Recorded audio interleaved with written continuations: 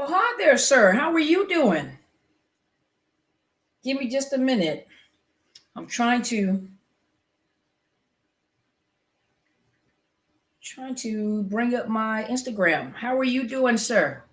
Hey there. How are you guys doing? How are you doing? Hey everyone. How are you doing? Good afternoon. You guys coming in quick. How are you guys doing? Thank you so much. Hey there, everybody. How are you? Hold on just a minute. Let me get my Instagram up. Can you guys hear me okay?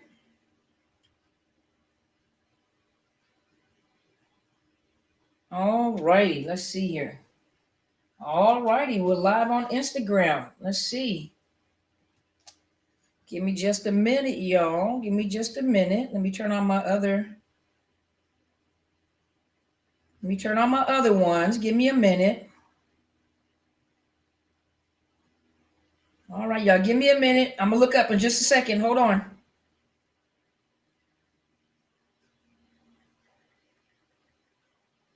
Give me just a minute, you guys. I'm going to look up. Hold on just a minute. I got to turn my other channel on.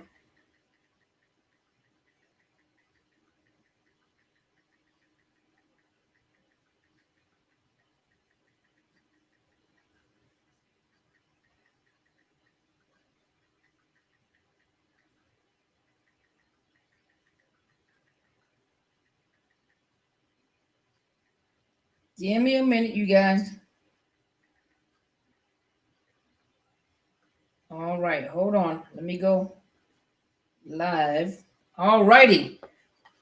Here we go. Here we go. So now I'm all live. Can you guys hear me okay? Everybody can hear me okay? How are you guys doing? Hey, you guys, how is everybody doing? Hello, y'all. Hello, everybody. How are you doing? Oh, let me put my glasses on. How's everybody doing? Hello, everybody.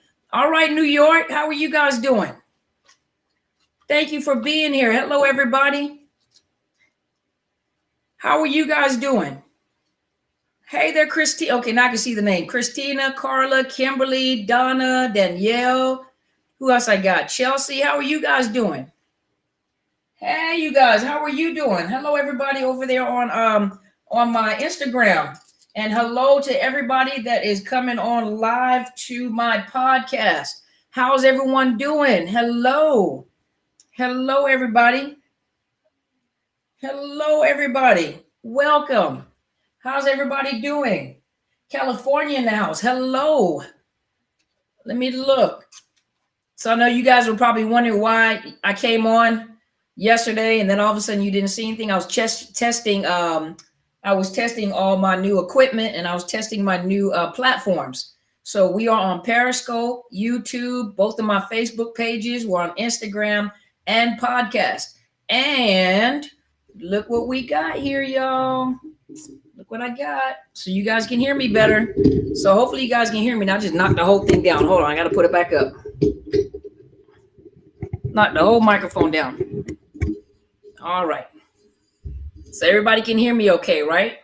Hi from the UK. How's everybody doing? You guys can hear me okay?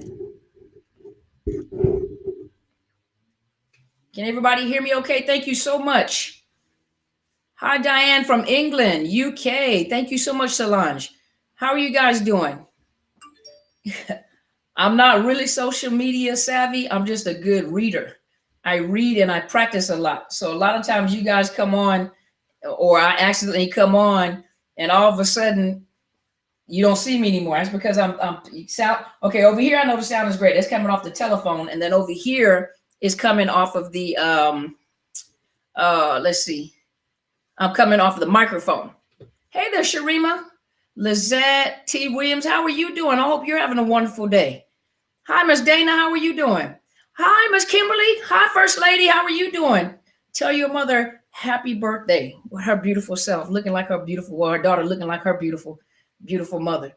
Salento, how are you doing? Helen from UK. Tammy, how are you doing? How are you guys doing? Hi, Kathy. How are you? You can hear good? Good, good, good. I'm going to go back afterward. Hey, Mohammed, how are you doing? Hi, C. Cassidy, Canada in the house. Hi, Rivas. Grateful, thankfully, Karen, Bradley, keeping up, virtuous treasure. All these wonderful people over here. Hello, thank you for joining me. Thank you.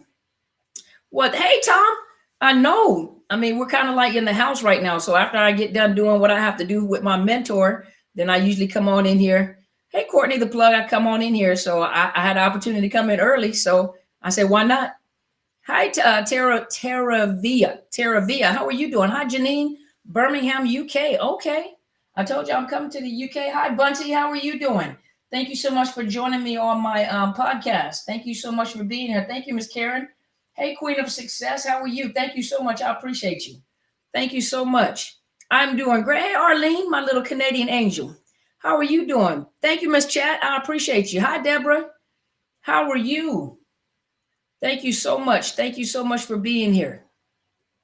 Thank you so much for being here. Hi, Willie Jones. Is that Tammy? How are you? How are you? Hi, Mr. Val. How are you doing, sir? Thank you for being here. Thank you so much for being here. Well, that's right. You're Tom, you're in, hold on. Not Scotland. You're in not Scotland. Are you in Scotland? Is it Scotland? Where are you at, Tom? Is it Scotland? How are you? Hi, Clay, Denise, Tanya, Kira. How are you? Hi, Mr. Charles. How are you doing? Hi, Toya and Deborah. How are you doing? How are you guys doing? Hi, Nick. Love you guys in the UK too. Oh, Scotland. Okay, Scotland. Ha. It's my Scottish friend. Hi, Sharice. How are you doing? And that J Ship, how are you? Hi, Keith Jones. Keith, hi, Keith. How are you doing, sir? How are you guys doing? How are you guys doing? So we are live on Periscope, both of my Facebook pages. So Psychological Health Consultants and Services. We are on Overcoming Narcissist Abuse. We're also on YouTube, Overcoming Narcissist Abuse. Claude. Okay, Claude. That's beautiful. We're also on Instagram. Well, love you guys back from Columbus, Ohio. Thank you so much for being here, sir. I'm also on Podbean. UK, well, thank you so much for being here. Buffalo, New York. Okay. Well, hey there, Narcissist Domestic Violence Healing and Support. How are you guys doing over there? Let's see. Who else we got on here? Claude. I like that name. That's pretty. I have no idea what you're saying, Denise. No clue. From Sydney. Hello from down under. How are you guys doing? It's Laden Body. How are you? How are you doing? Thank you for being here. Thank you for being here. Let's see. Are the moderators on? I don't know. I kind of missed. I had my head down. I was trying to get my other device working. So I don't know if all my moderators are here. Let me look and see. Did I miss? Let's see. What did I miss? Hi, Murdoch. How are you doing, sir? Let's see. Oregon in the house. Hello. Let's see. Let's look. I don't know if my moderators are here. Thank you, Kimma. Thank you. New Jersey in the house. Michelle. Let's look. Nancy. Delivered Soul. Thank you, Miss Dana. I'm going up looking at some of the comments, trying to see whether the moderators are on yet. Hello, Andrea from California. Hi, Karma. How are you? From Kentucky. Hey, Ruth from Kentucky. Hi, R. Jones. Misunderstood. Plastic Patty. How are you guys doing? Welcome, welcome, welcome. Thank you so much. Thank you so much. Hi, Steve from Sydney, Australia, from down under. Our brothers from down under. Ruth Ann from Kentucky. Well, you guys ready? Amazing first time. Well, thank you. Is it Tamarind? Thank you so much for being here. All right, Wawa. So happy. I'm glad you're here too. Thank you so much. You like the bangs? Thank you so much. Holla at you too, G. Well, thank you so much, Mavis. Thank you so much. Let's see. Okay, let me make sure I didn't miss. Hi, Grammet. How are you doing? Thank you for joining me on podcast. Thank you. Well, all right. Well, let's come on. Let's talk about some stuff. What y'all want to talk about? What's your questions? You guys want to ask some questions? From Sweden. All right, then. Hello, Sweden. BC, Canada. Stasia. Thank you, Andre. I appreciate it. Thank you so much, Samantha. I appreciate you. Thank you so much. The Alchemist. Thank you. The Caribbean. Shoot, I need to come to the Caribbeans too. Thank you so much. Let's see. Holiday Blues. Thank you, Blue Jay. Thank you. All right, Shaya, I don't understand what you're saying. If you could please speak English while you're on the channel, speak English. If you can speak English, okay? Shoot, I need to come to the Bahamas, but you know, we're on standstill right now, so thank you so much. All righty, well, let's do this. Come on, let's do this. Let's do this. Chelsea said, are narcs aware of the hurt they cause? Of course they are. That gives them fuel. That makes them feel empowered. Yeah. Feeling bad about going no contact? That's exactly what they want you to do, because if you feel bad about going no contact, you won't go no contact, and they can keep harassing you. And that's usually what they do. They play with your emotions. They mess with your emotions in order for you to change what it is that you need to do to take care of yourself. Let's see. So you guys remember because I have so many social medias connected to this platform. There's a lot of comments coming from all different platforms, so the comments are going really, really fast. Okay. Let's see. The comments are going really, really fast. Hold on. Let me look.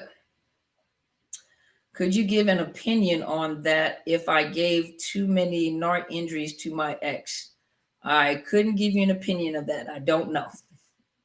Why do I feel so guilty? Because I left him with no contact. Because you have emotions, and they play on your emotions. They play on your emotions, and they know, just like with the suicidal tactic, you know, if they threaten suicide. Hi, is it Kayakins? Thank you for joining. But they know that you have emotions. You connect. You are what we would consider normal. We're kind of normal. But what they do is they play on emotions. That's how they stalk. That's how they prey. That's how they, they're predators. And so you are comparing yourself to a narcissist, wondering why they don't think the way that you think. They're not going to think the way that you think. So it's going to be hard to leave someone that you really care about. You cared about them. You were in a relationship with them. They weren't in a relationship with you. You were trauma bonded to them, and they were in the relationship out of convenience, not even really a relationship at all. Thank you, OJ28, for joining. Your husband gives you a hard time going no contact. Well, if you're living in the same house with him now, Grammit, if you're living in the same house with him, it's hard to go no contact with a person that you're in the house with, that you're living with. My sister is co-executor of our father's will. She's using our inherited property to blackmail me. Yep, that's what they do. That's what they do. Now, I don't know whether she's a narcissist or not, but sometimes when you get into properties and money and stuff like that, that's when the real true colors come out with families. Should I come, my mom? She's playing a silent game. I haven't talked to her in almost a month. Is she a narcissist? Do you know whether she's a narcissist?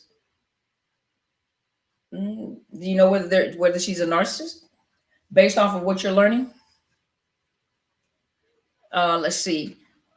Michelle said, I dated a narcissist for 16 months and finally broke up with him, but it feels awful. I know that I did the right thing, but it feels bad. I miss him. See, that's why a lot of times we make mistakes, because we go by our emotions.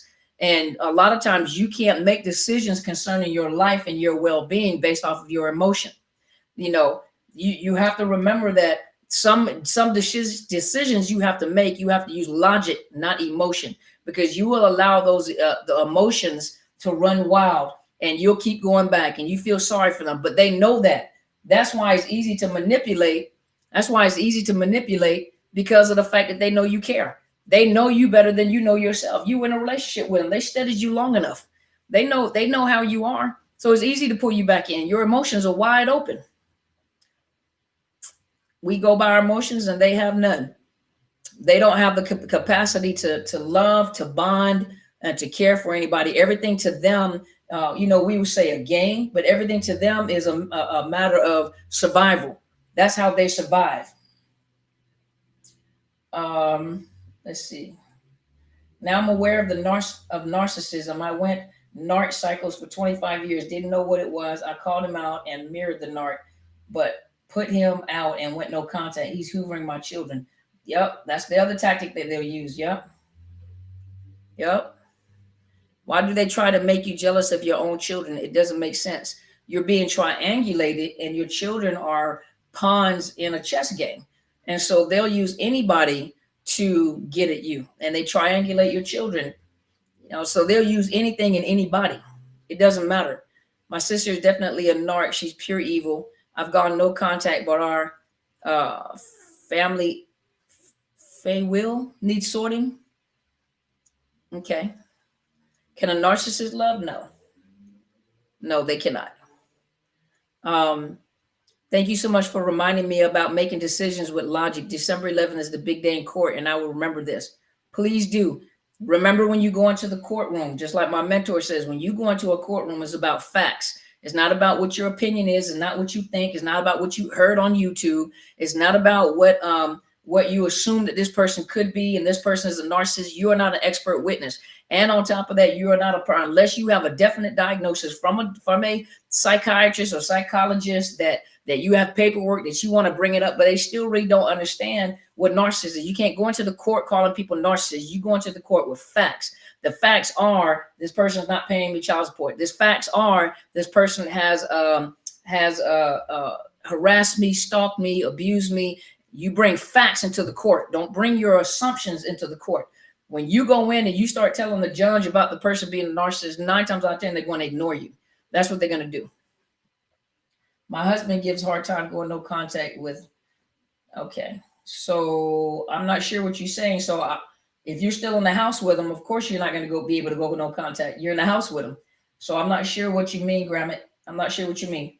How do I convince law enforcement about the manipulator who is trying to appeal to them with lies? Facts, all facts. Facts. You have to use facts. I've accomplished a lot in my life. My narcissistic mother never says she's proud of me. Why is that? She's a narcissist. She has narcissism. If based off of what you know and what you've been listening, she has narcissistic personality disorder. You got to listen to some of my videos to give you a better understanding as to why they are the way that they are. They're not going to tell you you're proud because you're competition. She's probably not going to hug you because she doesn't know what it's like to hug. She doesn't know intimacy. And then to hug her, it feels like you're hugging a robot. And so a lot of times you are competition to them. You are competition. So a lot of times parents compete with their children. A lot of times parents compete with a narcissistic parent will compete with their children. And then, as parents, we always want our children to do better than us. Who as a parent doesn't want their children to do better than them? You may have come out of poverty. So you've set things up to help your children to be successful. So parents, normally we want our children to do better than us. We want them to go on further than us. We lay out a pathway, we break down barriers, we open up doors, and we get connections and everything, because who's to say, one day they may have to take care of us, but we want to set them up for accomplishment. Well, a narcissistic parent doesn't think that way. A narcissistic parent looks at their child as being competition. Sometimes they even see themselves in the child, everything that they could have been or every place they could have gone. Or a lot of times they also live vicariously through the child. That's why you have the golden child. They would live vicariously through the golden child, and everything that they've ever wanted to do, they're trying to get the golden child to do it. If you have a mother that's aging and the daughter looks good and looks like her in her youth, she starts to compete with that daughter. And anything that she says to that daughter, she's not going to give her any compliments. She's not going to tell her how well she's doing in something. She's not, some of you guys experience that. They don't say they're proud of you. Like Mr. Val here, they don't say that they're proud of you, because a lot of times they can see themselves in you, but you take it to another level You take it to another level, and they can't handle that competition. You may have gotten a degree and they don't have a degree. You may have, you may have bought a house. They never bought a house. You may have gotten a car or a brand new car, anything. Even the attention. You have to remember, a narcissist is a narcissist. So it doesn't matter whether it's a family member, a loved one, your children, you yourself. But when they see you, you can't do better than them, because to them, that's competition. You can't do better than me, because then the focus won't be on me. If you come around, people are going to pay attention to you. They're not going to pay attention to me anymore. And so and then a lot of times they're smear campaign you. Parents will smear campaign. Narcissistic parents will even smear campaign their own children to other people. They'll talk about, sometimes people like, I can't believe this parents would do this. You know what I mean? But a lot of times that narcissistic parent will smear campaign their own children. They'll always have something negative to say. And a lot of you are struggling with this because all you want is that parent to be a parent. And those parents, but you are more parent to the parent than the parent is to you. And so a lot of you struggle with it because you see other people's parents and this is what you desire. This is what you want. But that parent is not capable of being your parent. And the one thing that I can tell you, a lot of things I can tell you, but the one thing I can tell you, just because two people got together to create you, hey, just be real. But just because two people got together to create you, they needed that DNA to create you. And you were an awesome creation. Doesn't mean that, once you left, that doesn't mean that they have the ability to raise you. And sometimes, just like my mentor is called your destiny helper, sometimes what'll happen is, hopefully it happens, that you run into your destiny helpers. There are people that will come into your life that will be like an auntie, that will come into your life that's like a mother or a father that you didn't have, or a big brother or big sister like you've never had before. And so you just have to be open to it, but careful. You see what I mean? Because a lot of times, like I said, those narcissistic parents, you are so wounded because all you ever wanted was to love the parent and the parent to love you. That's why a lot of times people assume that when a child is being abused by a narcissistic parent, or a parent period, when a child is being abused, a lot of times I used to hear them say, well, if they were being abused, why do they want to be with the parent? Because that child desires to be loved, and they don't understand why you don't love me, and they try to do everything that they can to win that parent over. They do everything that they can to try to make that parent love them. Let's say that you had a couple that divorced, and one of them was a narcissist. And let's say that the mother married someone else, or the father married someone else. And then you have a daughter or a son at home, and they're looking at the father leaving the home or the mother leaving home. And all of a sudden you notice that child is always trying to either look like that person or act like that person, because they're looking at it as, my mother or my father left for someone like this. So now I need to look like this. I need to sound like this. I need to do this. I need to behave this way. Because an abused child loves the parent, and all they want is that parent to love. So I'll do anything that I possibly can to make you love me. And those kids, they don't leave. They don't want to leave. Most of them don't want to leave. And then when CPS gets involved and they need to take him out of the house, those children are heartbroken, because all I ever wanted to do is please you. All I ever wanted you to do is love me. And so you notice that a lot of you come out of abusive homes, especially with narcissists. You come out of abusive homes, and guess what? All your life, you are running behind something that doesn't exist. You are running behind that absent parent, that abusive parent, that narcissistic parent. And so everybody that you date, guarantee you, they probably remind you of the narcissistic parent or the abusive parent. You see what I mean? And so, and you're looking for something. Women, you're looking for the father you never had. You're looking for the safety. You're looking for whatever it is that you didn't have in your life. And you get connected to all the wrong things. So a lot of you get connected. You look at the people that you dated, were married to, had children by, guarantee you they remind you of whoever the abuser was in your, if you're connected to someone that reminds you of your parent, and you're constantly looking for, a lot of you guys keep trying to prove yourself to your mother. You keep trying to prove yourself to your father. And that's why you end up getting with people, and you're getting with these people, and you keep trying to prove yourself to your parent. And you're with a lover, or you're with a husband or a wife, but you keep trying to prove yourself to that parent. Please love me. Please look at me. Look at me. Why won't you love me? Why won't you say you love me? Why won't you, And when you get with a narcissist, they're not able to give you that. But what they do know is that you have a bunch of holes in your heart. And so they'll create this facade, or create this image of themselves that they're the savior. They're coming to rescue you. And then they'll tell you everything that you want to hear. They give you all this emotion to make you feel a certain way, to pull you in. And all it is a game of supply. They need supply, and you can provide them with something that you can provide them with something, you know, whatever that something is. And good supply is one that is abused thoroughly. Good supply, long-term good supply is those people that have been abused, misused, and you stay and you hang on and just hope never dies.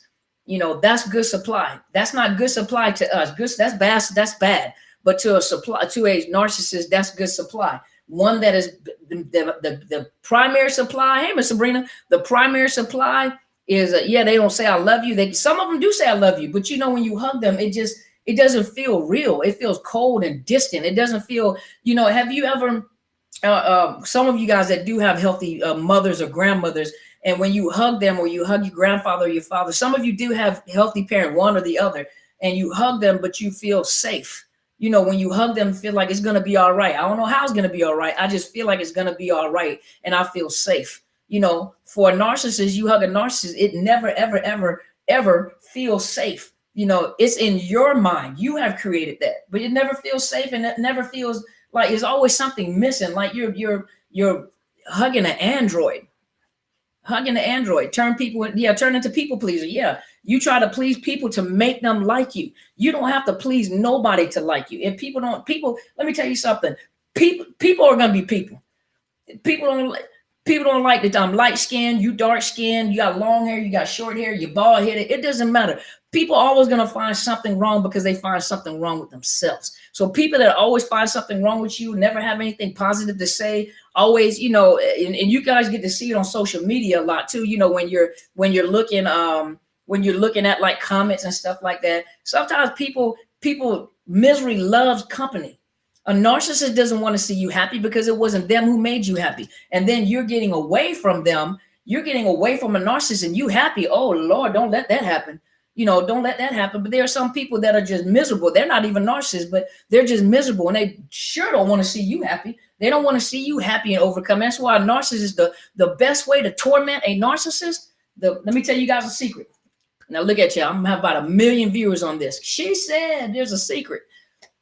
The best way to torment a narcissist is number 1, heal.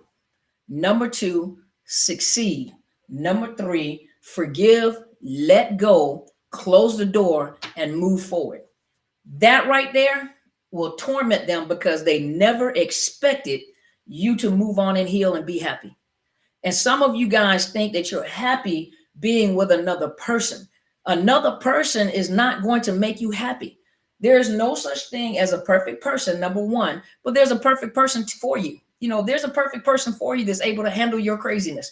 You able to handle their craziness, they're able to handle your craziness. A covenant relationship, a partnership, and love. Love is not an emotion. Love is a choice. You choose to love someone even when you don't like them. Is there a friendship there? So there's someone out there. But a lot of you guys jump into relationship to recover from another relationship.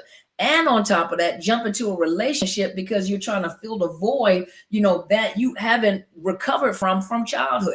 A lot of you guys have childhood injuries and childhood voids in your heart, and you never had the opportunity to address it. You have to remember, being single is not a curse, y'all. You know, I was listening to somebody, and I don't know if I was listening or reading somewhere, and it just really irritated me because a lot of us women and men, a lot of people are getting married later. They're having children later. You know, most people are now into their jobs, into businesses, creating wealth, you know, buying homes, doing something, creating a legacy, you know, doing something to lead to their children, or doing something to you know, solidify wealth, you know, perpetual wealth, you know, or doing something for themselves. So a lot of times nowadays people are starting later, you know. And one thing that I hate when people say, you know, why are you single? What's wrong with you? You too old to be single. You got kids and you 100 years old, whatever. Why are you single? There's nothing wrong. What's wrong with me being single? It's a choice. It's not like you can't go get somebody. You got all the wrong people. You got all the narcissists. So it wasn't like you couldn't get nobody. There's nothing wrong with being single, y'all. And, you know, my greatest experience, you know, because I've never been single before. You know, I thought, you know, like many of us have thought, that my value came from being a mother, from being a wife or a girlfriend or a fiance. that your self-worth comes from who you're connected to. So if you've got a man, then you are somebody. And of course, most of us have found out after being, hey, Callie, after being in these type of relationship, we found out, okay, wait a minute, yeah, I still don't feel worthy being with you. Meaning I'm not worthy to be with you. I don't feel validated. That's a good word. Thank you, Miss Sabrina. I don't feel validated being with you anyway. And on top of that, this is a hot mess. I don't feel like, dang.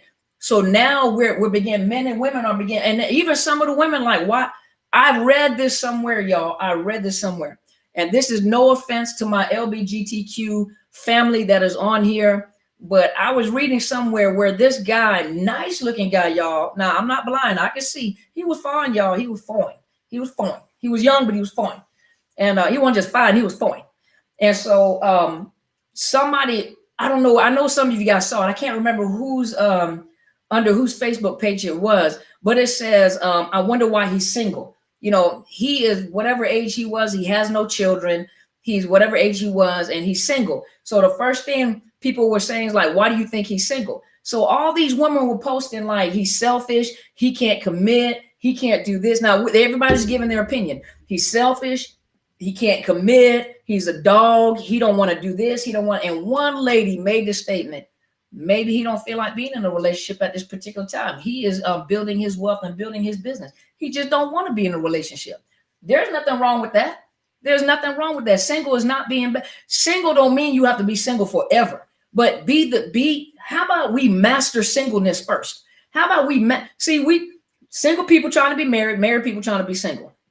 You get into a marriage and then you wish you were single because you're looking at the single people live the single life. The single people wondering what it's like to be married. For those of us that have been married, we know, but we're looking at, some people are looking at the married people wanting to be married, but you don't know how much freedom you have versus, yes, there's good things on both sides. Marriage can be a beautiful thing, and single can be a beautiful thing. But when you have been into these type of relationships with these type of abusers, there's nothing wrong with you being single. Master being single. We ain't mastered nothing yet, so we're going to have to master this. You see what I mean? Let's master being single. Let's master building a empire, building a business, building, writing books. What are all these? Because once you get into a relationship, you have responsibilities. You have responsibilities to him, and he has responsibilities to you. And so because a lot of you guys have been connected, a lot of you guys keep going from bad relationship to bad relationship to bad relationship. How about maybe there's a common denominator in the whole situation? That common denominator, I keep attracting narcissists, and everybody I get with is a narcissist. And this relationship didn't work. There ain't no good men out there. There ain't no good women out there. Ain't nobody out there. Okay, the common denominator in all of it is you. Hold on. Let me take a sip. I know I stepped on some toes. The common denominator is you. You won't take the time to heal. And because you won't take the time to heal, you have this magnet that keeps pulling the wrong thing because you have not taken the opportunity to heal. Broken attracts broken. Come on, Sabrina, girl, I can give you a hug right now. Give you a virtual hug.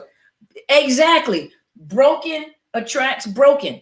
And one broken person is going to attract another broken person. Why can't you take the time? Some of you guys, I'm just getting old. I'm getting too old. Okay, shoot. Sarah was 99 when she got pregnant in the Bible. Abraham was like 100-something years old when he had a baby. Moses was 80-something years old when he went to go get the Israelites out of Egypt. I mean, don't tell me what old is. You got people that are waiting longer to do things and they have more patience. You know what I mean?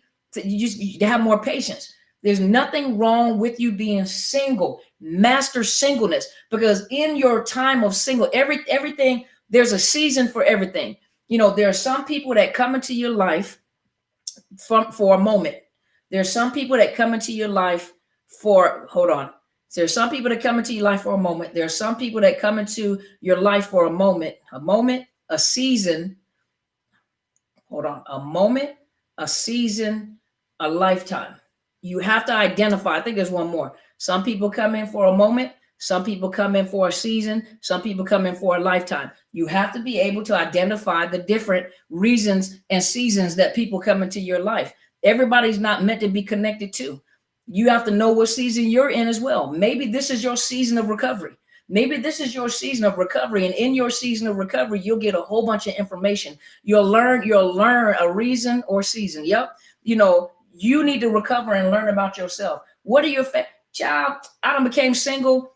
Well, I done became single. Now I'm real country right then. I'm sorry, y'all. I got real country. I felt like I was sitting in the living room talking to y'all for a minute. I'm sorry.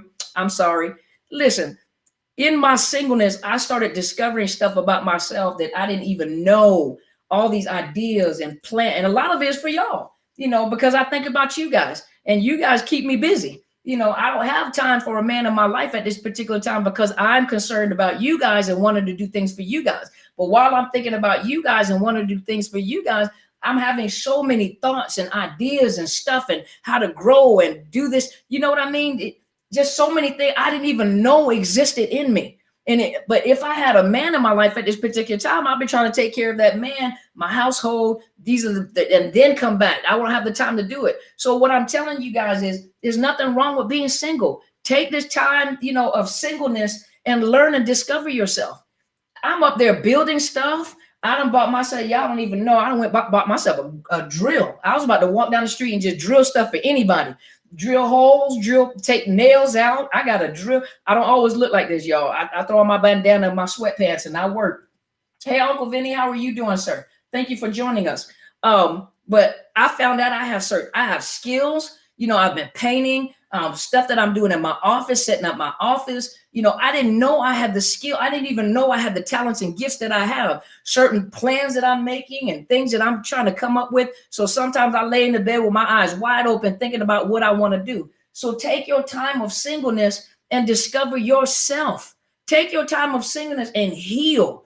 There's every day something else is going to pop up in your life that's going to connect you like, oh my gosh, I can't believe. And the farther you are away from that narcissist and the longer you're away, the more that it's almost like a mist, a fog is going to lift from your mind. You're going to start thinking clearer. I like these colors. I like wearing these type of clothes. I like eating this type of food. I like being bougie. I'm ghetto fabulous. I'm sophisticated. I'm educated, whatever it is that you're going to be yourself and be the best you that you can be. That's why I love the fact that I have a leader. Now, my leader is a very confident woman. And her daughter is a very confident woman. And I have something to look at. And those of us that are under her leadership, we have something to look at. What we see is what she is all the time. When we lost our we didn't lose him. When our bishop, which is her husband, passed on, she became a single parent and a single woman. Everything that she said, though, we watched her and she was exactly what she said she was. She shows us how to be powerful women, strong women, educated women, entrepreneurs, and the beautiful thing is she's a mother that tells her daughters how beautiful they are. She's not competing with none of us, so she puts an example out of there. You know what I mean? She puts an example out there for us. She's not competitive. She tells us, what's right, what's wrong, if we're making a mistake for our good. And so when you have someone in your life like that, how can you not perpetuate or give that as a gift to someone else? So it's okay for you guys to be single. I don't know how I got onto this topic, but I had to get onto this topic. There's nothing wrong. There's nothing wrong with you guys, being single and healing. It's not a cuss word. That's not a bad word. That's not a curse. Y'all remember that, okay? That's not a curse. You guys remember that. Single, there's nothing wrong with being single. And us mature folks, people looking at us like, why are you single? What's wrong with you? You got the cooties? No, I don't have the cooties. I choose to be single.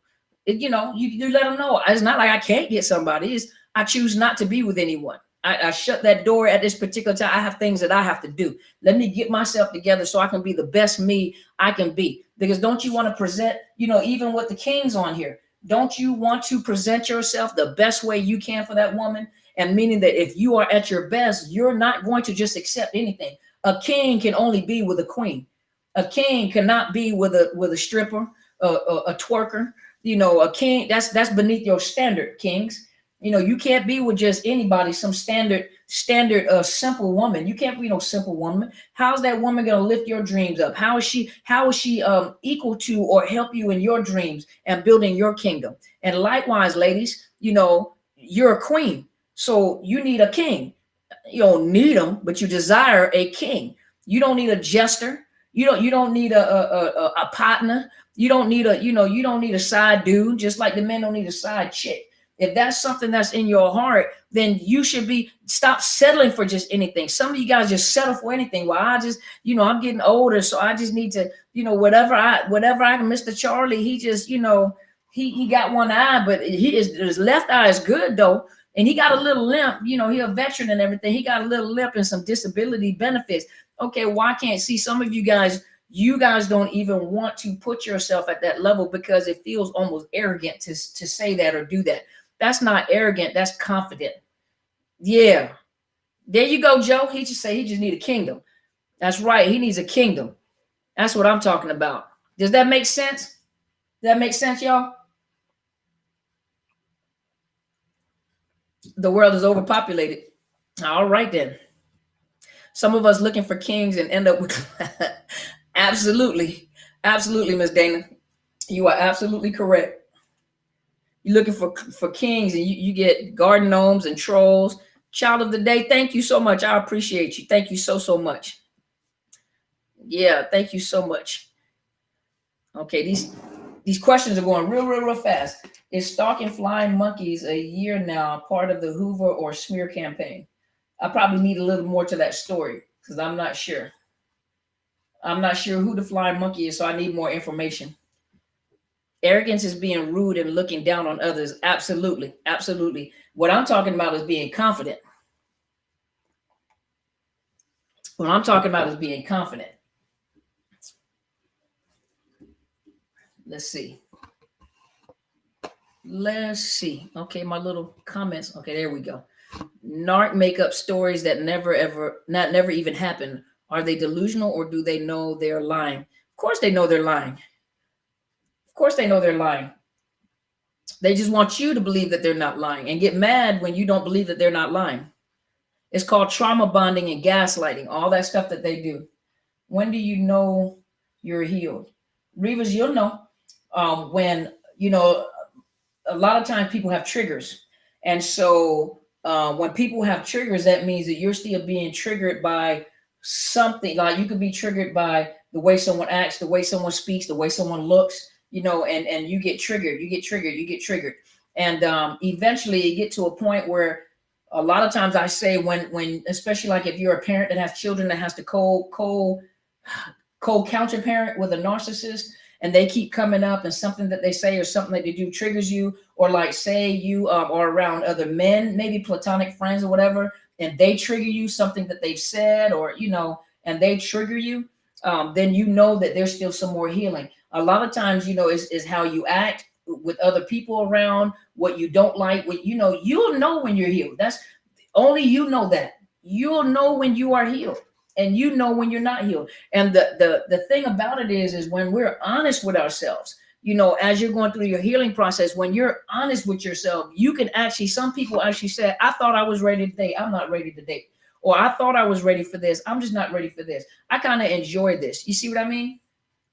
You'll know when you're healed. You'll know. Yes, they're compulsive liars. Absolutely.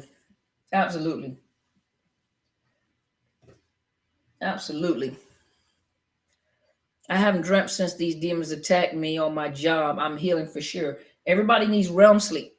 So you make sure you find a way to get some sleep. Talk to a specialist concerning sleep, because you want to get realm sleep. You don't want to wear yourself out. Confirmation of my healing is when I stop looking for closure. See, that's Claudette. She says when she stopped looking for closure, she knew that she was healed. This needs to be on television as a series. So many lives will be changed. Well, thank you so much. I have some things in the work right now. I'm going to ask you guys to help me later on. I have a meeting with someone to put this on a network, to put this program on a network. And so I have a meeting with her on Wednesday. And so I will let you guys know how you can help me to get on the network. So I will be letting you guys know, okay? You're here when you no longer think about them, all when you no longer care about them at all. Absolutely. Absolutely. You can have children by a narcissist and you want the best for them because of the fact that, you know, you have kids by them, but that doesn't mean that you don't, you know, that you may care from a distance, but not to a point where you think about them. You're right. Hey, Stevie Bananas, I didn't know you were there. Narc Network. No. But, you know, yeah, when you're able to, a lot of times you'll know when you're able to talk about your trauma, when you're able to talk about your trauma and you're not getting triggered by it. When you're able to talk about your trauma and you're not angry, you know, and then you can talk about your trauma or what you've been through for the purpose of helping someone else, you know, and you're not triggered by your own trauma. I like that. Mastering being single. Absolutely. He made a threat to contact my job in hopes I get fired. He called on Friday. How can I heal from that? I mean, that's a very big question. I don't know the whole story. I don't know everything. That's a hard question to answer. But I love you back, Miss Katrina. Thank you so much. How do you know if someone is a narcissist? I can never tell because my mind makes up excuses for my boyfriend. That's how you know that they're probably a narcissist. I don't know, but that lets you know if you're making up excuses, there's probably something wrong with that individual.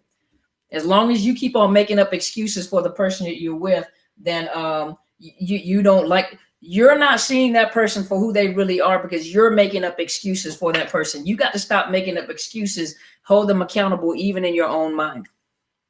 When they lick a window and don't care. That's right, Nee. When they lick a window and you can, because they do a lot of things to get attention. So when they lick that window and you can care less and you just keep on having your conversation, you know that you will probably be beyond that. Ask them how they could improve themselves. Now, who just said that? Who?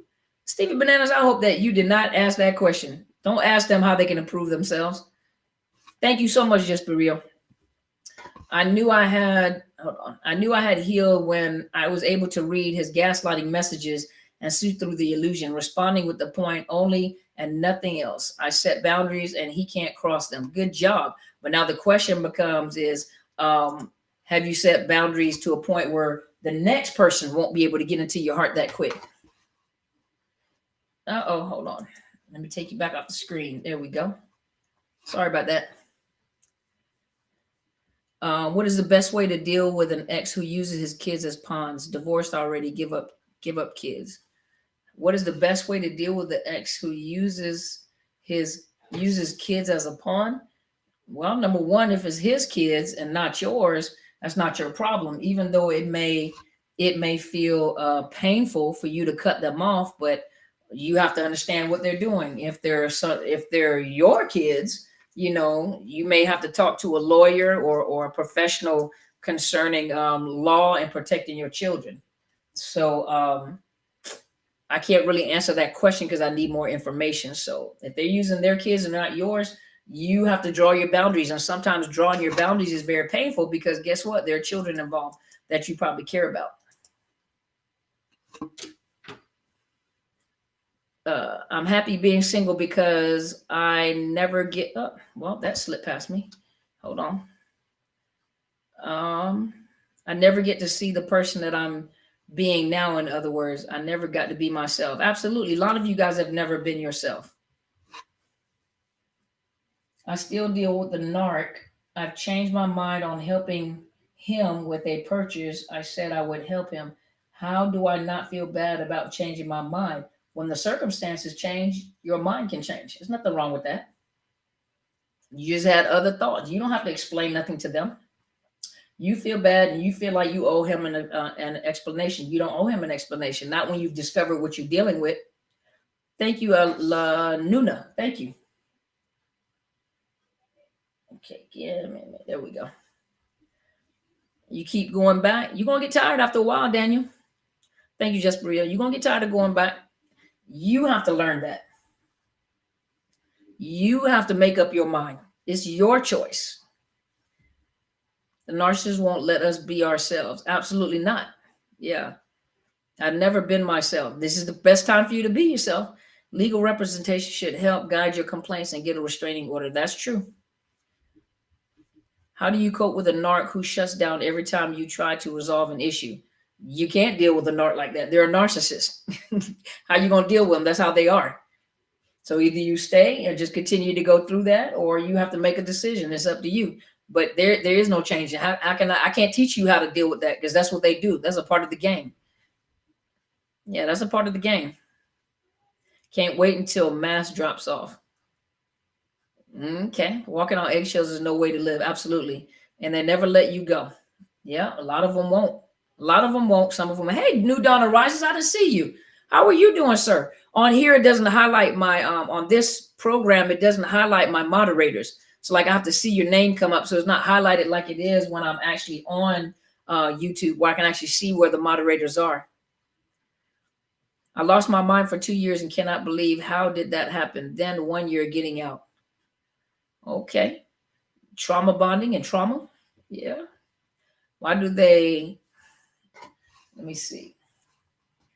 It says, why do they thrive on drama? Because they have a disorder. They have a disorder. You see, a lot of times you guys are trying to figure the narcissist out based off of your rational thinking.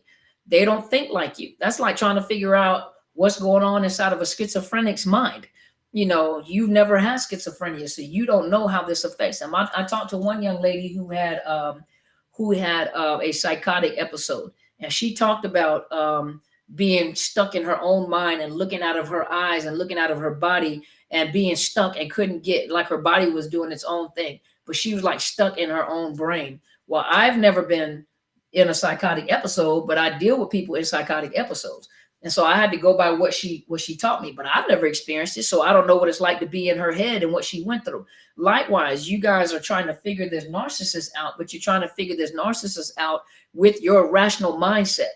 And what you're saying is what the biggest thing that you guys are struggling with, that cognitive dissonance, but the biggest thing a lot of you are struggling with is, I just don't understand how a person can be like this. How can a person be so cruel? How can a person not love? Everybody loves, okay, but a narcissist doesn't. But everybody has feelings, but a narcissist doesn't. You know, everybody bonds, and they're your children. And how do you not bond with your children? And how can you just leave and like nothing ever happened? And we were together for 20, 30, 40 years, you know. So a lot of you guys are trying to figure it out based off of how you think. They don't think like you. They do not think like you. They do not think like you guys.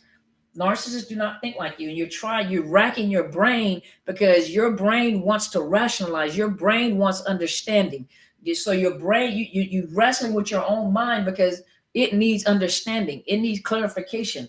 It needs to understand. But there are sometimes that there is no understanding. You can't understand something that you don't experience yourself. When you study, as you listen to a lot of these videos, 300-400 videos, that I have on here, when you start going through a lot of these videos and you begin to understand, and somebody said it perfectly, the pathological behavior of these type of predators, the pathological behavior, the behaviors of these type of individuals that possibly have narcissistic personality disorder.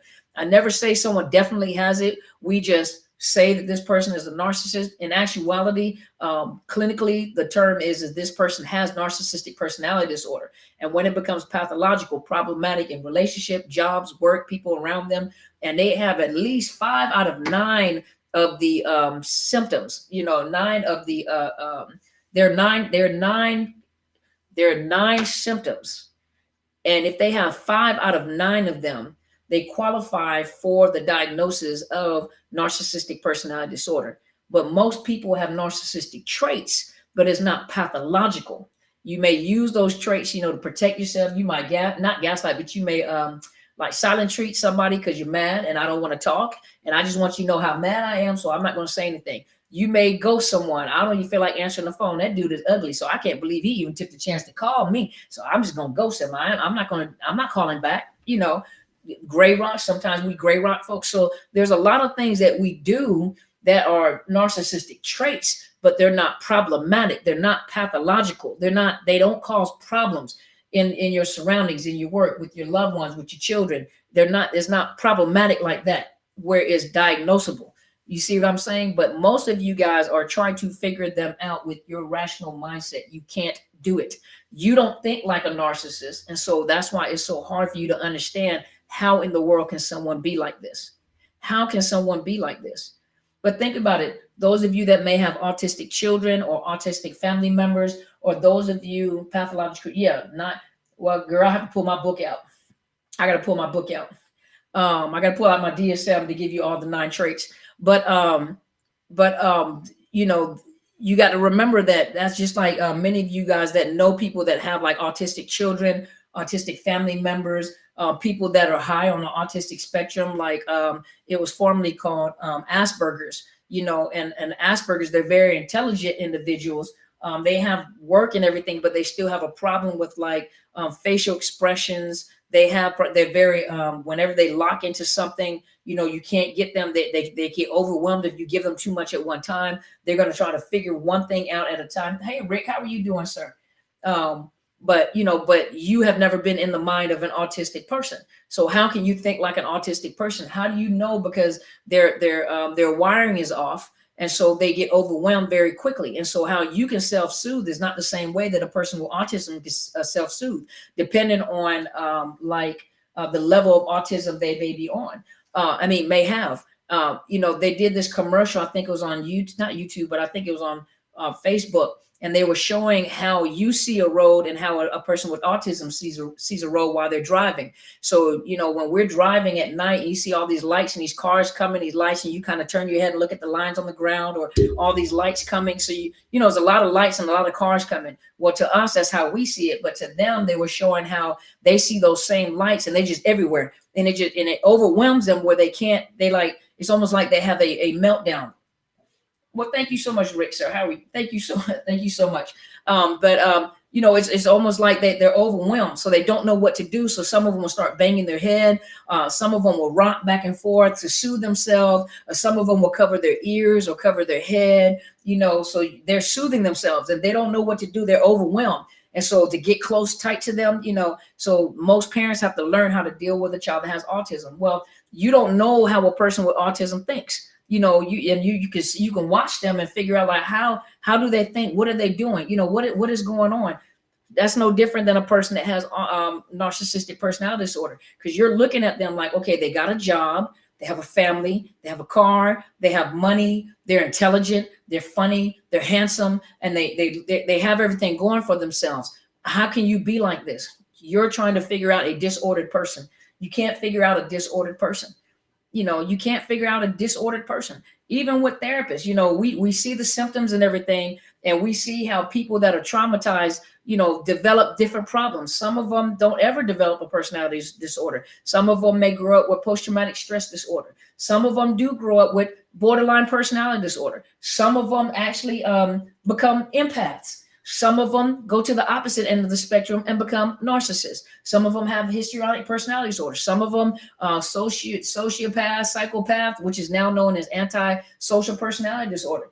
So each person, depending on, I think, is also genetics. Depending on genetics. If you ever look at someone that has like a history of suicide in their family, that seems to be the thing. A lot of times we're asked, do you have a family history of depression, post-traumatic stress, schizophrenia, borderline bipolar disorder? Do you have any suicides? Do you have alcoholism? Do you have drug addictions? Because once we can find that in your family, we know that these are possibly things. If you talk to anybody that's addicted to drugs, guarantee you're going to find people in the family that were addicted to drugs. If you find someone that has severe, like major depression, bipolar disorder, schizophrenia, guarantee you're going to find it in the family.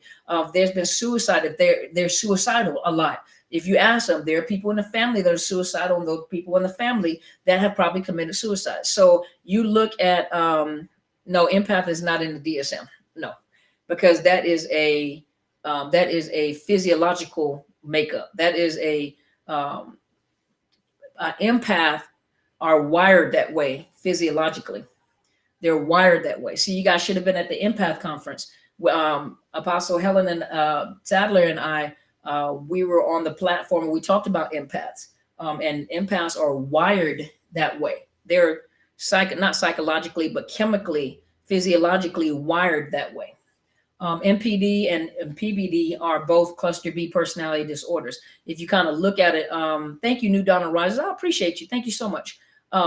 They're cluster B personality disorders, and they usually stem from some of the same things in life. Borderline personality disorder usually stems from someone that has had abuse, rejection, neglect in early childhood. And if you notice with a person that has borderline personality disorder, they have this love-hate relationship with people, and they always have this fear of rejection or abandonment, where they jump into relationships and they hold on to people, like really, really fast. They can't let go. Or even coming into like therapy, to tell a person that you have to stop therapy or refer, or they have this anxiety that you're going to leave me, don't leave me, don't leave me, don't leave me.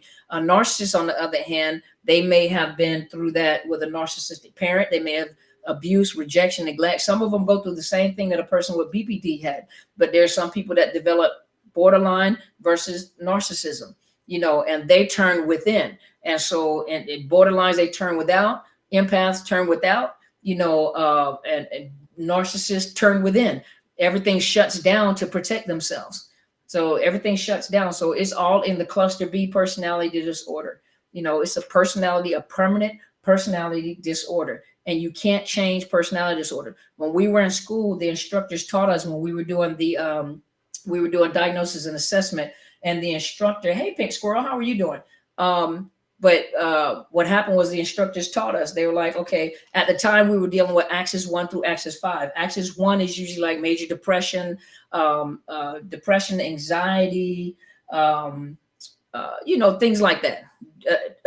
Bipolar disorder, anxiety, depression, things like that. Axis 2 is usually personality disorders. And what we have learned in school, when we were in master's level graduate school, is that usually when you're dealing with personality disorders, they don't change. So what you're learning to do is you're trying to give them quality of life, med management, some type of management, but personality disorders, axis 2 person, and this was in DSM-4 when we called them axis 1 through 5.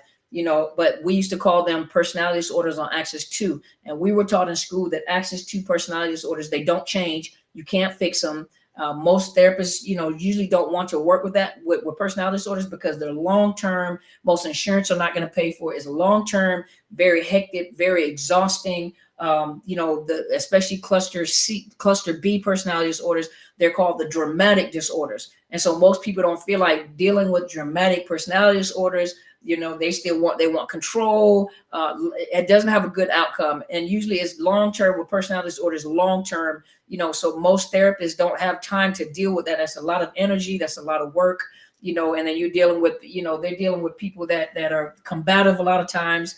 They smear, absolutely, so that is the difference, but that is the cluster B personality disorders. Those, axis 2, so cluster A through C, they're non-changeable. They don't change. There's no treatment for it. Thank you so much, Free to Be Happy. Thank you so much. I appreciate you. I don't care to deal with them. That's most of us. It gets worse long-term. Absolutely. I don't have time. There you go. Let's see. Did I miss anybody over here? I've dated a few of them. See, so nowadays there's no way that you can avoid it. You're going to get them as a job, not a job. You're going to get them as a boss, as a next door neighbor. You get them as a coworker. You're going to meet people in stores. It's out there. You see what I mean?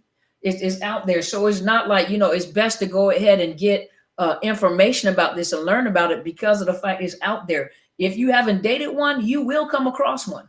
You might move in with one. Absolutely. Might become a roommate with one. And depending on what kind of job that you have, you might work with one. But nowadays, you will come across a narcissist. And so, yeah, a lot of people throw their hands up like, oh, you guys keep talking about narcissists. Just let it go. They're people that are hurt. I can't. Okay. That's because those are the type of people that haven't dated one yet.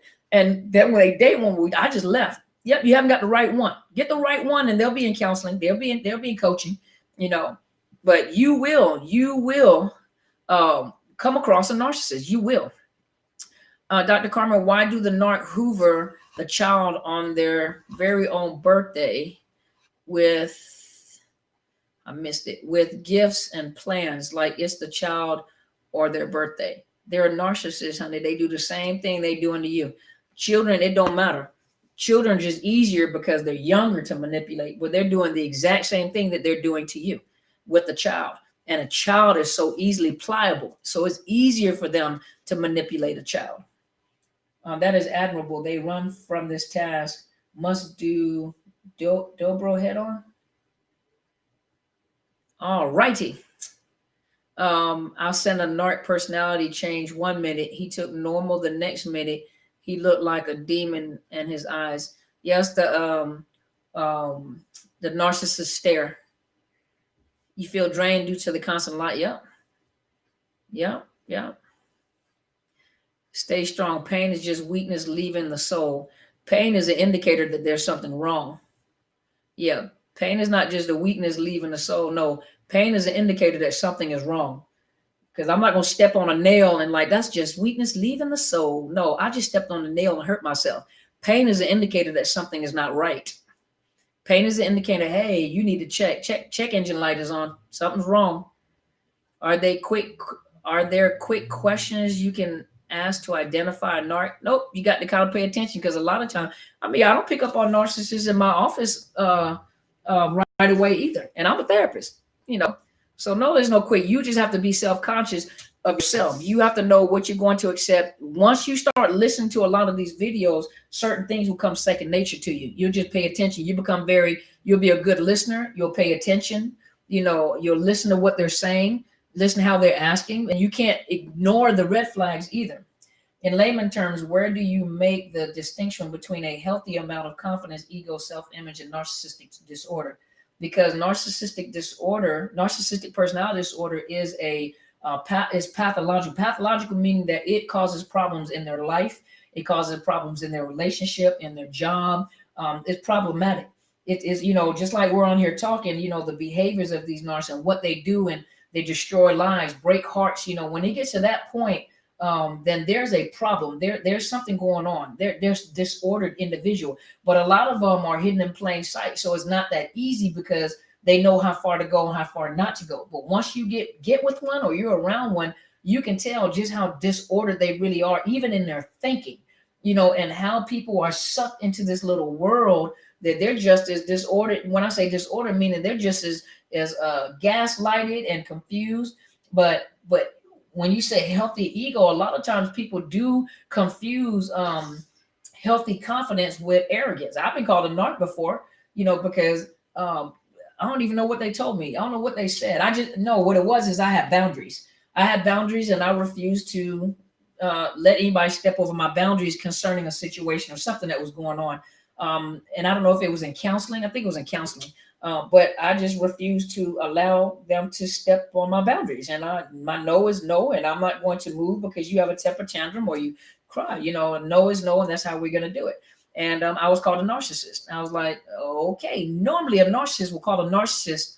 Normally a narcissist will call a person a narcissist when they can't get their way. So like I said, when it becomes super problematic, like what some of you guys are talking about, 9 times out of 10, you might be dealing with someone that's disordered.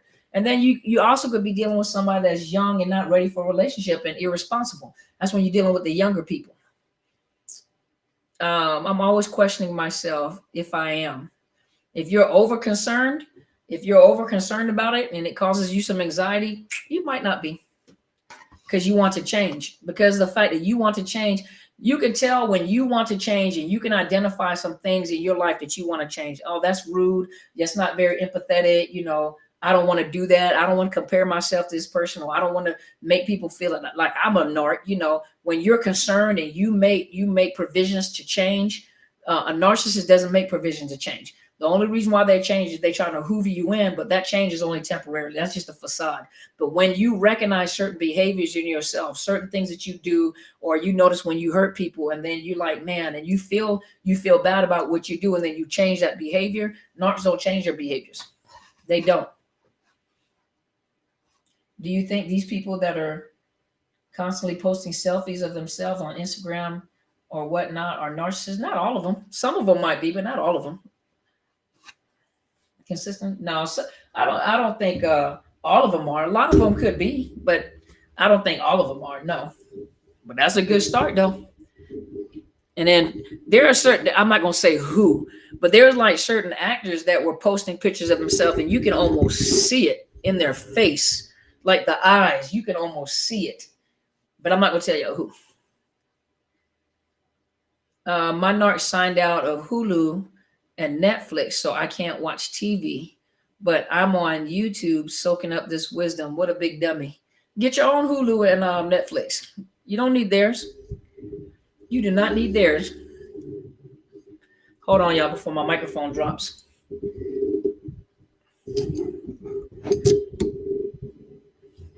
I don't want the microphone to fall off the stand.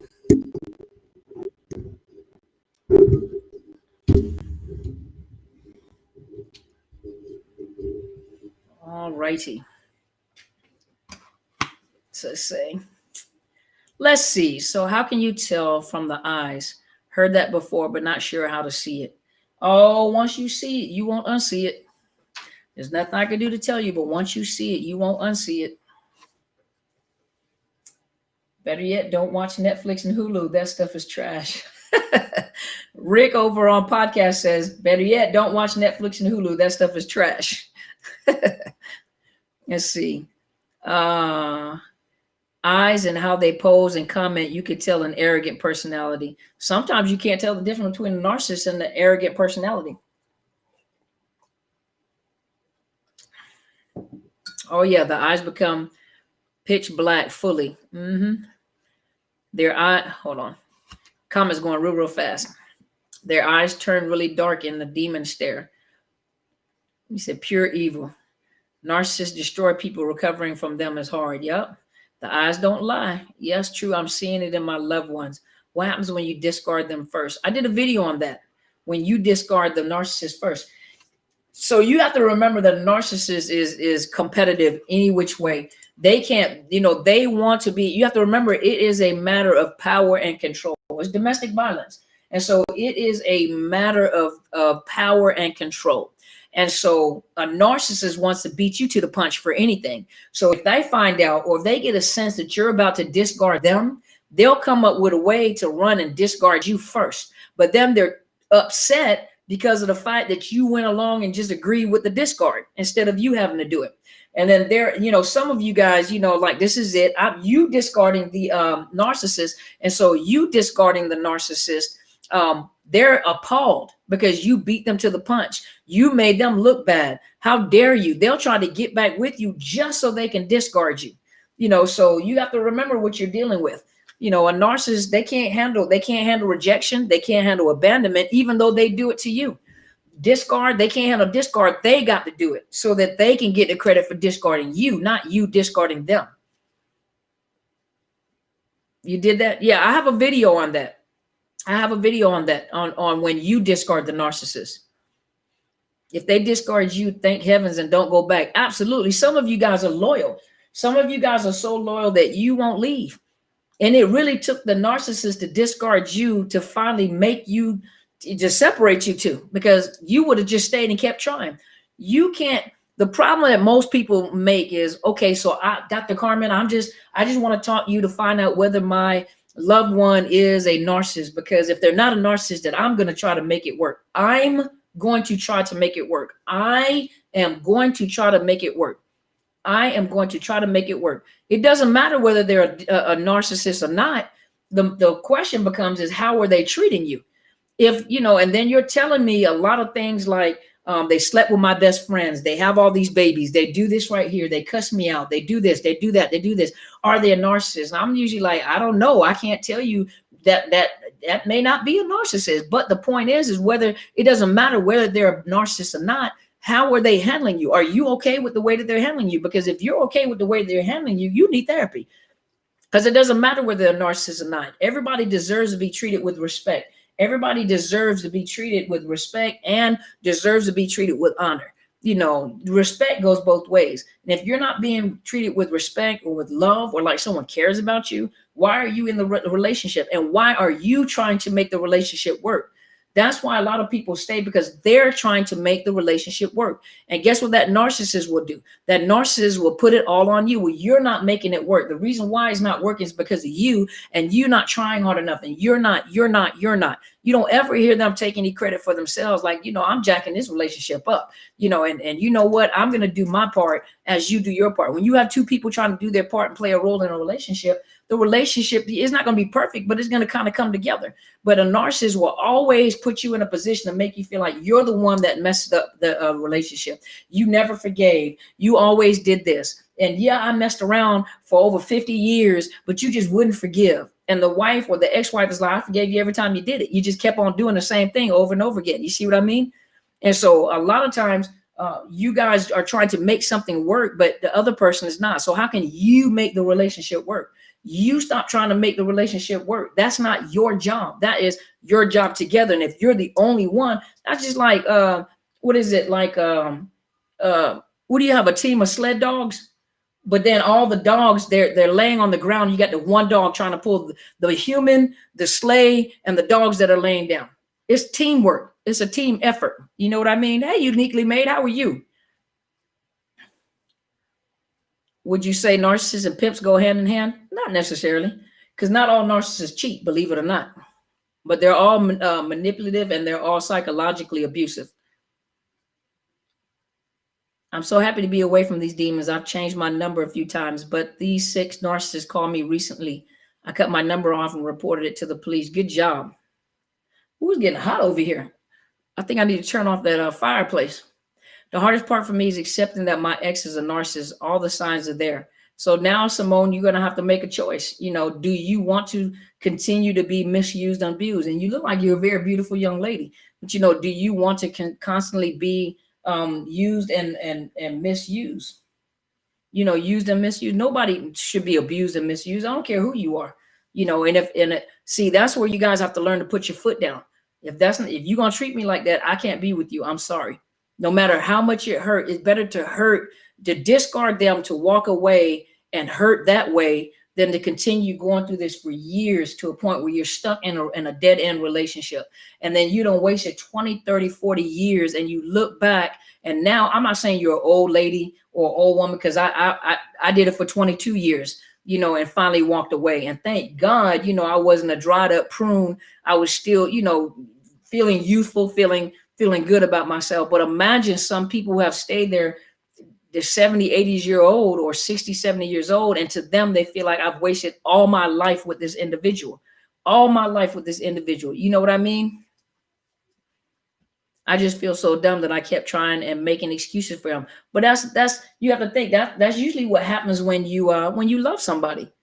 The one thing you guys got to stop doing is making excuses for them. You're in a relationship with them, and then you realize, like, hey, Kimmy, how are you? But you keep making excuses for them. Oh, they just, or they're just, no, it's not like that. Well, you don't really understand her, or you don't really understand him. Once you stop, when you keep on making excuses for them, that you're not ready to go. You're not ready to close that door. Some people come and talk to me, not because of the fact that they want to get out of the relationship. What they want me to do is show them how to make that narcissist change. You can't make that narcissist change. There's nothing you can do to make another person change. So a lot of people come to me, not that they're ready to get out of the relationship. A lot of people come to me because they want me to help them change the narcissist. That ain't going to happen. I'm going to take your money and tell you, have a good day, because it's non-refundable. So you have to come when you are ready to get out of there. You have to make up in your mind to get out that relationship.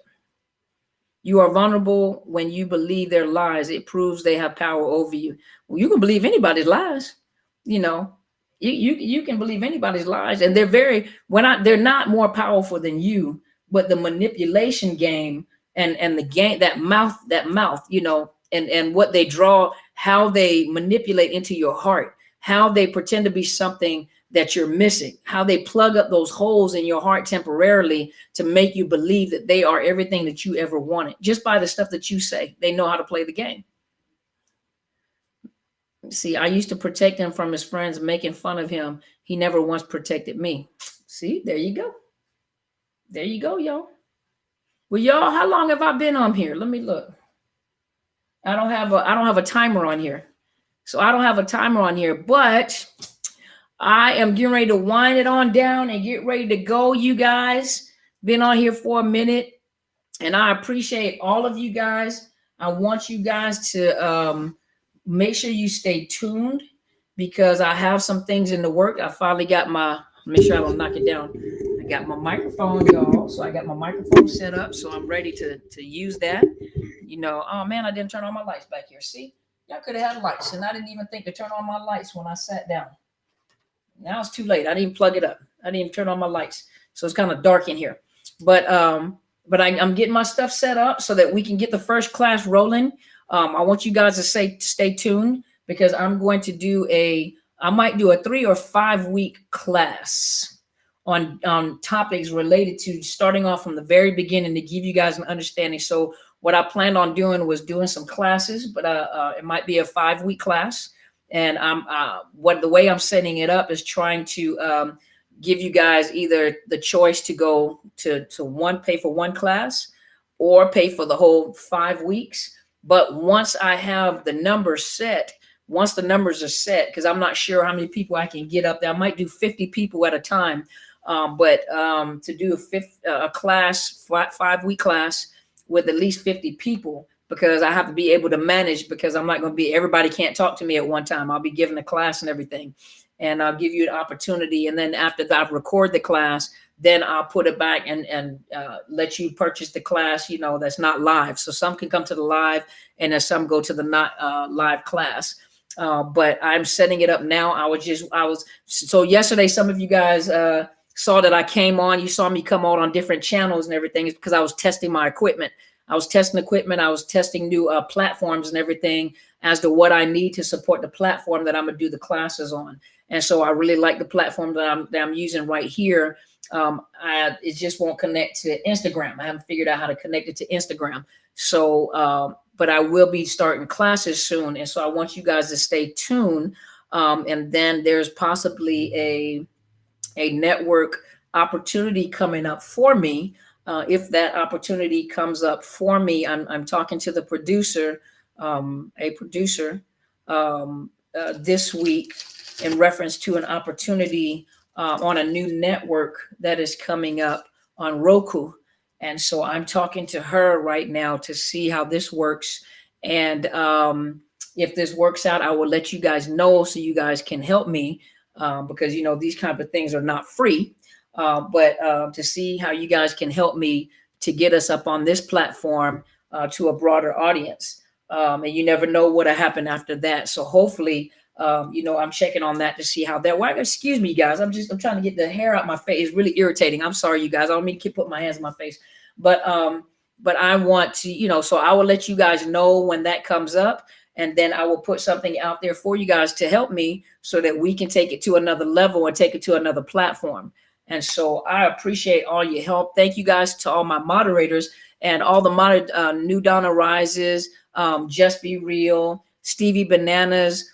Just to let you guys know that on this platform, I can see your name. I have to look for the name, but it's not highlighted like it normally is on YouTube. On YouTube, it's highlighted so I know exactly where you guys are at, but I can't see exactly where you guys are at. So I have to kind of look to see where you guys are at. But thank you guys so much, as always, to being here. And then you guys know that I'm coming up with coffee mugs. I'm coming up with t-shirts. I think, what else do I have? Coffee mugs, t-shirts, and some other, like, you know, like the young people told me to say merch, because I'll say merchandise, paraphernalia, retail items, but the young folks wanted me to say merch. So I'm going to say merch so I can stay cool with the young people. So I got some merch coming out. So you guys can buy some merch when I get it. It sounds funny saying that too, some merchandise. So when it comes out, I'll let you guys know. I will put it on the platform for you guys to see. I'm also working on my my webpage. Well, and what I do is when I do those live classes, I will put those classes back online for anybody that wants to pay and watch the pre-recorded classes. And it will be at a nominal fee for those classes. But thank you guys so much for being here and supporting me. I really appreciate you guys. Make sure you go check out my mentor's YouTube channel. That is Helen Sadler, Destiny Helper. And make sure you subscribe to her channel, because she provides you with information about narcissism and narcissist abuse, about the pathological disorder, this behavior, and what to look for from a spiritual perspective, from a biblical and spiritual perspective. And she will answer a lot, because of the fact that I tried to leave. I reserve that to her. And we kind of partner. Well, we do partner, not kind of partner. We do partner. And I usually stick to the more experiential, clinical side, of talking about narcissistic personality disorder. But if you go over to Helen Sadler, Destiny Helper, she is the presiding prelate, meaning the senior pastor of Into His Chambers ministry, and she provides you with information from a spiritual perspective. So a lot of questions that you guys were asking about the spiritual side of narcissism, she answers those questions on her channel. And so I reserve that for her. That's how we partner. I reserve that for her. So a lot of the questions you guys were asking, go over to her site and ask her those questions, and she will be able to provide those answers. Almost 30, 31, 32 years experience. I'm quite sure, her being a pastor, she can tell you a few things biblically about narcissism, narcissistic personality disorder. And though some of you guys are not believers in Jesus Christ, that's no problem. She can still talk to you about the spiritual perspective of narcissistic personality disorder. And those of you that missed the empath conference, you missed something very powerful, to get you an understanding of what an empath is, because sometimes we make it super spiritually spooky, and really a empath, after so much extensive abuse that they have been through, they're chemically, physiologically, neurologically created or structured a certain way. And then you have other gifts, like gifts of the spirit, prophetic gifts and stuff like that. But when you're dealing with an empath, empaths are actually wired a certain way physiologically. And I can't think of the author, but if I find the author, I'll make sure, unless she's a psychologist, she talks about it as well. And so some people are actually created that way. So you guys think that something's wrong with you. Some of you guys taste colors, and I can't think of there's disorders and orders and whatever, but some of you guys taste colors. Some of you guys, when you're reading, you actually see the words. Some of you guys, when you hear music, you hear numbers. Not hear numbers, you see numbers. Some of you guys are very sensitive to high-pitched noises. Some of you guys are very sensitive to the frequencies in the air and the atmosphere. Around animals, you're sensitive around animals. You go outside, you can hear chatter. When you go into the room after people leave, you can hear the chatter in the room. So empaths are created. They're a certain way. They're feely. And so if you didn't get a chance to go to that empath conference, she's doing another empath conference next year. So make sure. No, the classes will not be on YouTube. There will be closed classes. So they will be, once you pay for the class, you will get a code and you'll be in a closed classroom. It would not be open to the public. It would only be open to the public once I put it on my website, and you can purchase the class there. So to be in the class with me live will be a little cheaper than going back to watch the replay on my site. But it will be offered, you can go back again. You just won't be live with me. See? So, but thank you guys so much. So, yes, you guys stay tuned. Also, my little sister, her name is Natasha's Touch. She has jewelry, beautiful jewelry. I wear a lot of her jewelry. Apostle, excuse me, I was drinking. Apostle Sadler wears a lot of her jewelry, but she is a young woman who is fabulous in interior design. She loves jewelry. She does beautiful jewelry. She's just a beautiful young woman herself, just popping. She does interior design and decorate. I need to get it over here to do something in my house, but don't worry, I'm gonna get to her later. And then also my big sister, her name is Pastor Kathy Gibson. She comes on Monday evenings at 8 o'clock, and you can find her on Periscope. And she does Living My Life Intentional, but she has a book out called Destiny Man, the qualities to look for. You can find it on Amazon, and it is Kathy Gibson. You can find there. She comes on Mondays. Natasha's Touch, Fields, she comes on Saturdays about 6 o'clock. And then her and her sister also have a program. I can't think of the program name, but they have a program that comes on Fridays at 6 o'clock. And then, of course, you guys know Apostle Sadler. She's on it through the week. And she comes on. She's also the presiding prelate of Into His Chambers ministry. So if you go look for Apostle Helen Sadler or you go look for Enter His Chambers, you'll find it on the website for those of you guys that are looking for church right now and you're kind of stuck at home. So if you need some extra to augment to what you have, please go and join her, because she comes on Thursday Bible study, Sunday church, 2 services. And then, of course, during the week, she does come in, and she comes in with her program. Did I miss anything? Those of you that are looking for coaching, you are more than welcome to email me at drcarmenbryant@outlook.com. I will provide you with fees for my services. And I cannot provide counseling for anyone outside the state of Washington. If you are in the outside or the outside of Washington state, I can only provide you with coaching, which is very different than counseling. And you also have to know that when it comes, I have a very high caseload. And so when you're asking, I have a wait list, I have a high caseload because I have half the caseload is mental health counseling and the other caseload is coaching. And so usually if you ask me for an appointment, you have to pay the moment you ask for an appointment. If you don't, then the next person in line is going to get your appointment. And so do know that I fill up very, very quickly. My book stays full. So when I start these classes, I have to kind of curtail it and condense it down a little more. So I'm a busy lady. So when you guys need my services, you need my services. Now, some of you guys need counseling before you go seek coaching. So if you need counseling, you need counseling. Some of you need counseling. Go to betterhelp.com/Dr. Carmen. You will get a 10% discount. This is a vetted source, and I've heard wonderful things from many people about the counselors that they meet on BetterHelp. I currently am not providing counseling through BetterHelp, but you guys go through there. If you're having any financial problems, let them know. And what will happen is they will also they may provide you with a grant to assist you and making sure that you get services. But some of you guys need counseling. You don't need coaching first. Coaching is to create goals and figure out what you're going to do next and to coach you through the situation that you're in.